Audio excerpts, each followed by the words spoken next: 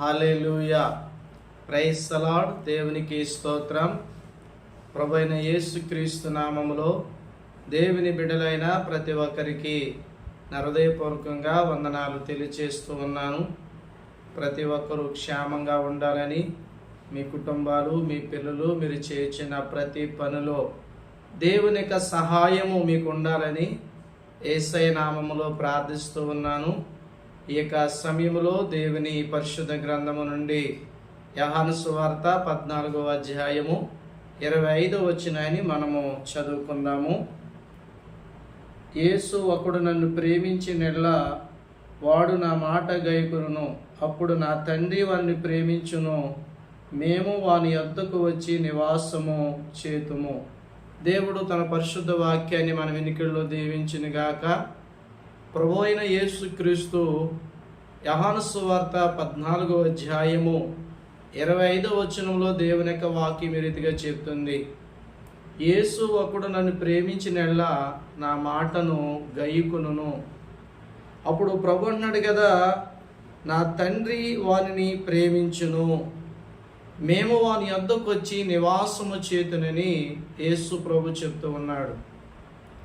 ప్రభునందు ప్రియమైన దేవుని బిడ్డలారా, నీవు దేవుని ప్రేమించే బిడ్డవైతే ఆయన మాటను గైకుంటావని యేసు ప్రభు చెప్తూ ఉన్నాడు. గమనించండి, నిజముగా నీవు యేసయ్యని ప్రేమించే బిడ్డవైతే తప్పకుండా దేవుని మాటను గైకుంటావని యేసయ్య ప్రభు చెప్తూ ఉన్నారు. ఈ మాట ఈ రోజున ఎంతోమంది దేవుని ప్రేమిస్తున్నామని చెప్తున్నారే కానీ దేవుని మాటను గైకొనలేని వారుగా ఉన్నారు. నీ జీవితంలో నువ్వు దేవుని ప్రేమించిన బిడ్డవైతే తప్పకుండా నీవు దేవుని మాటను గైకుంటావు. చాలామంది దేవుని ప్రేమిస్తామని చెప్తారే కానీ దేవుని మాటను గైకొనరు. అంటే పైకి మాత్రం దేవుని ప్రేమిస్తానని చెప్తారే కానీ వారు దేవుని మాటను గైకొనరు. అంటే దేవుని మాటను గైకొనట్లేదంటే వారు దేవుని ప్రేమించిన వారు కాదు. ఈ రోజున నీవు యేసు ప్రభు చెప్తున్నాడు, ఒకడు నన్ను ప్రేమించినెడల వాడు నా మాటను గైకొంటాడు, వారిని నా తండ్రి కూడా ప్రేమించును, మేము వాని యొద్దకు వచ్చి నివాసము చేతుమని ప్రభు అయిన యేసుక్రీస్తు చెప్తూ ఉన్నాడు. ప్రభునందు ప్రియమైన దేవుని బిడ్డలారా, ప్రభు మనల్ని ప్రేమించాలి అంటే, ఆ ప్రభు మన దగ్గరకు వచ్చి నివాసము చేయాలి అంటే ఈ రోజున యేసయ్య చెప్తున్న మాటను ఒక్కసారి మనం ఆలోచించేద్దాం. ఏమి చెప్తున్నాడు యేసయ్య? ఒక్కడు నన్ను ప్రేమిస్తే నా మాటను గైకుంటాడు, నా మాటను గైకుంటే వారిని తండ్రి ప్రేమిస్తాడు, మేము వాని యొద్దకు వచ్చి నివాసము చేస్తామని ప్రభు చెప్తున్నాడు. ప్రభునందు ప్రియులరా, దేవుడు మన యొద్దకు వచ్చి నివాసము చేస్తాడంట. యెషయా గ్రంథం 57వ అధ్యాయం 15వ వచనంలో దేవుని వాక్యం రీతి తెలియజేస్తూ ఉంది.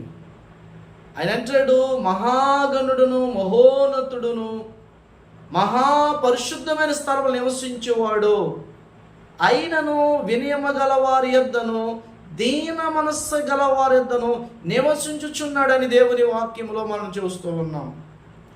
మనం ఆరాధిస్తున్న ప్రభు ఎవరంటే ఆయన మహాగణుడు, మహోన్నతుడు, ఆయన పరిశుద్ధుడు, నిత్య నివాస అయిన వాడు. అంత గొప్ప దేవుడు ఎవరైతే వినయము కలిగి దీన మనస్సు కలిగి ఉంటారో వారి యొద్ద నివాసిస్తున్నట్లుగా యెషయా గ్రంథం 50వ అధ్యాయము 57వ వచనం నుండి మనం చదువుకున్నట్లు అక్కడ వాక్యం చెప్తూ ఉంది. గమనించండి నా ప్రియమైన దేవుని బిడ్డలారా, యేసు ప్రభు అంటున్నాడు, ఒకడు నన్ను ప్రేమిస్తే వాడు నా మాటను గైకుంటాడు, నా తండ్రి వాడిని ప్రేమించును, మేము వాని యొద్దకు వచ్చి నివాసము చేతును అంటున్నాడు. ఈ రోజున ప్రభు మన యొద్దకు వచ్చి నివాసము చేస్తే అంతకంటే గొప్ప భాగ్యం ఏముందండి మనకి ఈ లోకంలో? గమనించండి, ప్రభు నీ యొద్దకు వచ్చి నివాసము చేస్తే నీ జీవితంలో కలిగిన ప్రతి సమస్య నుండి, ప్రతి విధమైన శోధన నుండి నీకు గొప్ప విడుదల కలిగిద్ది. అంటే ఆయన నీ యొద్ద నివాసము చేస్తే చాలా గొప్ప భాగ్యము. ఎప్పుడు ఆయన యొద్ద నివాసం చేస్తాడు? గమనించండి ప్రియమైన దేవుని బిడ్డలారా, నీవు ఆయన ప్రేమించిన బిడ్డవైతే, ఆయన మాటను గైకొన్నట్లయితే తండ్రిని ప్రేమిస్తాడు. అంత మాత్రమే కాదు, తండ్రి అయిన దేవుడు, కుమారుడైన ప్రభు మీ యొద్దకు వచ్చి నివాసం చేస్తాడని యేసయ్య చెప్తూ ఉన్నారు. ఈ రోజున ప్రభువుని నిజముగా నువ్వు ప్రేమిస్తున్నావా? అందుకే యేసు ప్రభు శిష్యుడైన పేతురు గారిని, సీమోను పేతురుని ప్రభు అన్నాడు, సీమోను పేతురు నన్ను ప్రేమించుచున్నావా అని అడిగాడు. రెండవసారి మళ్ళీ అడుగుతాడు, సీమోను పేతురు నన్ను ప్రేమించుచున్నావా అని అడిగాడు. మళ్ళా మూడోసారి అడిగాడు, సీమోను పేతురుని ప్రేమించుచున్నావా అని అడిగాడు.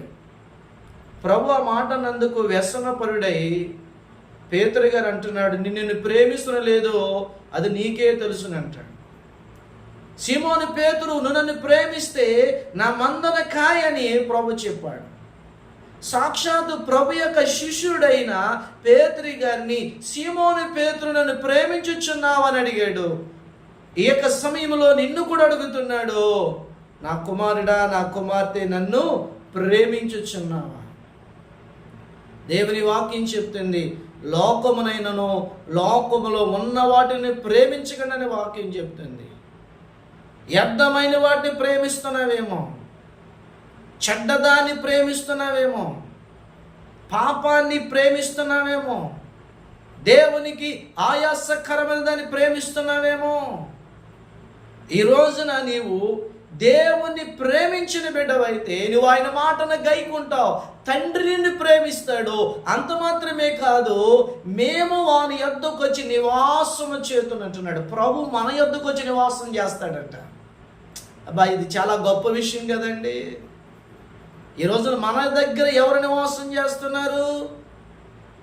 చీకటి మన దగ్గర నివాసం చేస్తుందేమో, మన యొద్ద దెయ్యాలు నివాసం చేస్తున్నాయేమో, మన యొద్ద సమస్యలు, అనారోగ్యాలు, ఎన్నో కొన్ని సమస్యలు నివాసం చేస్తున్నాయేమో. ఈరోజు ప్రభు నీ దగ్గర నివాసము చేయాలి అంటే నువ్వేమి చేయాలి? నీవు ఆయన్ని ప్రేమించిన బిడ్డవైతే తండ్రిని ప్రేమిస్తాడో.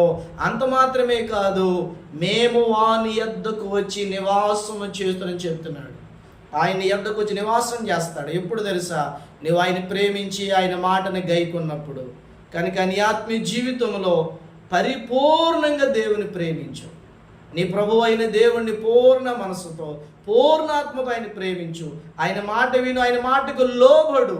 వ్యర్థమైన దాన్ని, పాపమును, అనాసనమైన దాన్ని ప్రేమించడం కాదు, దేవుని ప్రేమించడం నేర్చుకో. దేవుడిని ప్రేమిస్తున్నాడు, ఆయనని ప్రేమించాడు గనుక ఇంకా నువ్వు ఆరోగ్యముగా ఉన్నావు. ఆయన్ని ప్రేమించాడు గనుక నువ్వు ఇంకా సజీవంగా ఉన్నావు అనే విషయం మాత్రం మర్చిపోకు. నీ ప్రతి పరిస్థితుల్లో దేవుడు సహాయం చేయాలంటే ఆయన ప్రేమించు. అట్టి కృప దేవుడు మనకందరికి అనుగ్రహించినట్లుగా చిన్న ప్రార్థన చేసుకుందాం. మహాపరిశుద్ధుడా, ప్రేమ కలిగిన మా తండ్రి, ఎవరైతే నీ వాక్యం వింటున్నారో నిజంగా నిన్ను ప్రేమించే బిడలుగా నీ మాట గైకుని వారిగా చేయండి ప్రభువా. అయ్యా, వారి యొద్ద నివాసం చేస్తానని చెప్పి ఉన్నావు తండ్రి. ప్రతి ఒక్కరూ కూడా నీ మాటకు లోబడి నిన్ను పూర్ణ మనసుతో, పూర్ణాత్మతో ప్రేమించే జీవితం దయచేయండి. వ్యర్థమైన దాన్ని, లోకములో పాపాన్ని, వ్యర్థమైన దాన్ని ప్రేమించడం కాకుండా నిన్ను ప్రేమించే జీవితం దయచేయండి. కింద వాక్య నీరుగడ్డి ఫలింపచేయండి.